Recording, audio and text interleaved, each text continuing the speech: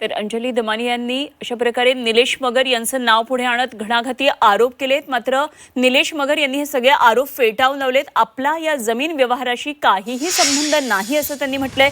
2018 मध्ये कुळ असलेले पासलकर आणि ढमढेरे मदत मागायला आले होते आणि त्यावेळी त्यांचं कुलमुखत्यार पत्र घेतलेलं होतं। मात्र त्यामध्ये काहीही तथ्य न दिसल्यानं तो विषय कधीच सोडल्याचंही त्यांनी सांगितलं। तर निलेश मगर यांच्याबरोबर बातचीत केली आमचे प्रतिनिधी निलेश खरमरे यांनी। जी24 तासने उघड केलेल्या कोरेगाव पार्क जमीन गैरव्यवहार प्रकरणामध्ये आणखीन एक नाव समोर आल्याचा आरोप या ठिकाणी करण्यात आलेला आहे आणि ते नाव म्हणजे निलेश मगर। आपल्यासोबत निलेश मगर आहेत। नेमकं त्यांच्यावर काय आरोप करण्यात आलेले आहे आणि त्या जागेशी त्यांचा काय संदर्भ आहे तो आपण जाणून घेऊ।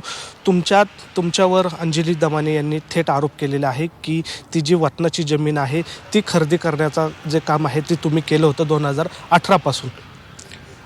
ॲक्च्युली हे सगळ्या गोष्टी चुकीच्या आहेत। त्याच्यात आपण खरेदी करणं वगैरे असा काही प्रकारच नाही आहे त्या जमिनीचा। त्याच्यात सर्वसामान्य शेतकरी आहेत, ढमढेरे आणि पासलकर, आणि ढमढेरे आणि पासलकर हे माझ्या प्रभागातले आहेत। ती जमीन माझ्या प्रभागात येत होती आणि ते माझ्याकडे मदतीसाठी त्या जमिनीच्या आले होते की दादा आम्हाला ह्याच्यातनं मार्ग काढून द्या सरकार दरबारी। त्याच्यासाठी मी ते पॉवर ऑफ पॅटर्नने त्यांच्याकडनं करून घेतली होती। ती पॉवर ऑफ पॅटर्नने करून घेतल्याच्या नंतर हे संरक्षित कुळ आहेत त्या जमिनीवरती, त्याच्यासाठी आम्ही प्रयत्न करत होतो। ज्या दिवशी कळालं की हे थोडंसं वेळखाऊ काम आहे किंवा किचकट काम आहे, सरकारबरोबर भांडायचं आहे, होईल नाही होईल माहीत नाही, त्या दिवशी आम्ही शेतकऱ्यांना सांगितलं की बाबा आता ह्याच्यात काय पुढं जाण्यात अर्थ नाही आहे।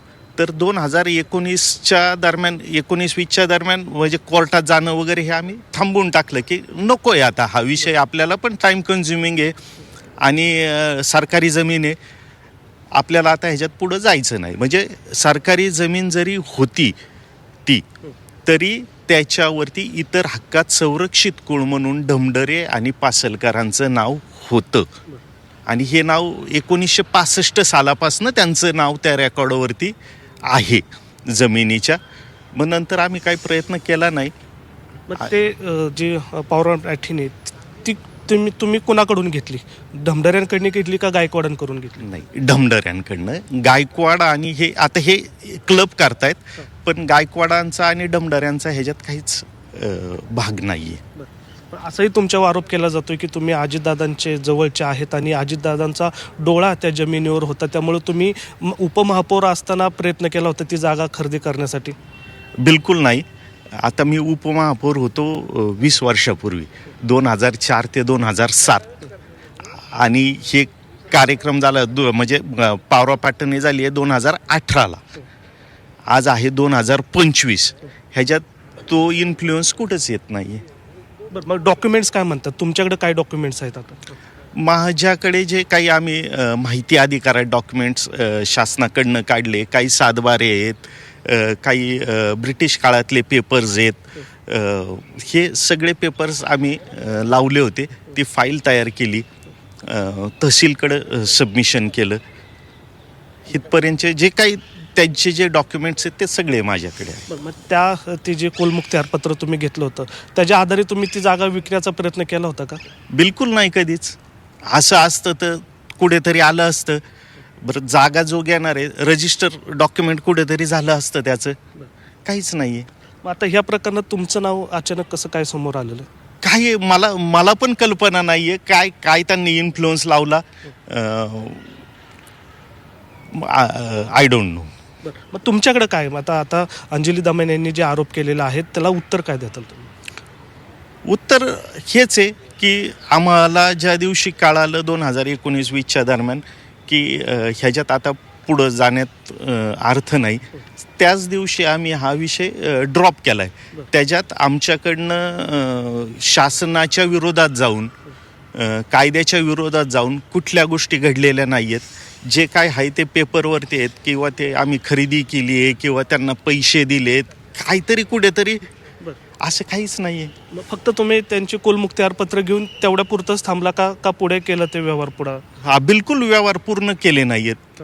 व्यवहार त्यांच्या नावावरती जोपर्यंत होणार नव्हतं, ज्या दिवशी आम्हाला कळालं की हे सरकारचं जमीन आहे, ह्याच्यात सरकारचा इन्फ्लुअन्स येतो, ह्याला कोर्टात जावं लागेल, कोर्टात भांडावं लागेल, किती वर्ष लागतात माहीत नाही, त्या दिवशी आम्ही हा विषय सोडून दिला. किती जणांनी कुलमुक्तारपत्र दिलं होतं तुम्हाला त्यावेळेस? सगळेच डमडरे कंपनी. मग आता अंजली दामेन यांचं असं म्हणणं आहे की गार्गे समितीने तुमची चौकशी करावी किंवा तुम्ही त्या चौकशीला सामोरं जावं. 100% जाणार.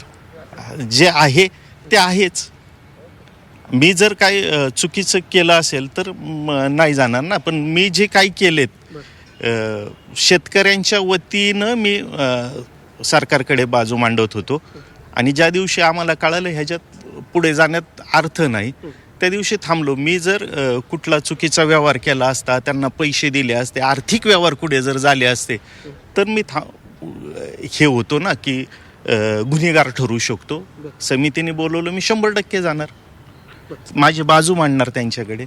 मग आता या प्रकरणामध्ये कायदेशीर बाबी जर बघितल्या तर तुमचं 7/12 कुठे नाव आहे का, किंवा जे तुम्ही पॉवर ऑफ टेनी घेतलेली आहे त्याचा व्यवहार पुढे झालेला आहे का? बिलकुल नाही, बिलकुल नाही. माझं 7/12 नाव नाही आहे. माझं कुठं रजिस्टर जे पॉवर ऑफ पॅटर्न आहे तेवढंच रजिस्टर, ते पण लागतं रजिस्टर डॉक्युमेंट म्हणून आम्ही केलं. आणि त्याच्यानंतर ज्या दिवशी आम्हाला कळालं की होणार नाही, आम्ही डमडऱ्यांना पण सांगून टाकलं की आता आपल्याला ह्याच्यात पुढं जाण्यात अर्थ नाही आहे. मग ते जे पॉवर ऑफ टेनची तुम्ही परत त्यांना परत वापस केलेली आहे का? नाही केलेली. मग गायकवाड आणि डमढरे आहेत, म्हणजे आता तुम्ही शेतकऱ्यांच्या बाजूने होता म्हणताय, मग तुम्ही गायकवाडांची बाजूने मांडणी केली का, किंवा गायकवाडांची काय बोलणं झालं होतं का? बिलकुल नाही. माझ्याकडे डमढरे आले, मी डमढऱ्यांच्या बाजूनी करत होतो. गायकवाड आणि हे आजपर्यंत माझं कधी त्यांच्याशी काही संभाषण नाही आहे. मी डमढऱ्यांचं कुळ होतं म्हणून त्यांच्यासाठी प्रयत्न, माझ्याकडे जर आले असते गायकवाड तर मी त्यांच्यासाठी पण प्रयत्न केला असता. अच्छा, मग आता या प्रकरणामध्ये तुमचं नाव आलेलं आहे, तर तुम्ही अंजली दामेनला कायदेशीर नोटीस बजावणार आहे का? कारण तुमचं असं म्हणणं आहे की माझा यात कुठल्याही प्रकारचा व्यवहार झालेला नाही आहे किंवा माझं नावसुद्धा नाही आहे. बिलकुल नाही. कायदेशीर जर तसं काही एवढं मला नाही वाटत की खूप सिरियस आता घ्यायचं म्हणून त्यांनी ते नाव घेतलंय, पण कायदेशीर नोटीसची वगैरे काही मला नाही वाटत आज गरज आहे. भविष्यात लागली तर पाहू काय विषय. मीडिया कंपनीसोबत काही या दरम्यान तुमचा संबंध आला होता का? बिलकुल नाही, अजिबात नाही, कधीच आला नाही. जरी आला असता, त्यांना माहिती असतं तर ते माझ्याशी बोलले असते किंवा मी त्यांच्याशी बोललो असतो. पण ज्या वेळेस मला कळालं की हे जमिनीचं काही विषय होणार नाही, त्याच दिवशी हा विषय आम्ही आमच्या डोक्यातनं काढून टाकला. नक्कीच जे कोरेगाव पार्कमधली जी जमीन आहे त्या जमिनीमध्ये निलेश मगर यांचं नाव घेण्यात आलं होतं, मात्र त्या जमिनीशी माझा कोणताही संबंध नसल्याचा त्यांनी या ठिकाणी स्पष्ट केलेला आहे. व्हिडिओ जर्नलिस्ट विकी कांबळेसह निलेश खरमरे, झी मीडिया, पुणे.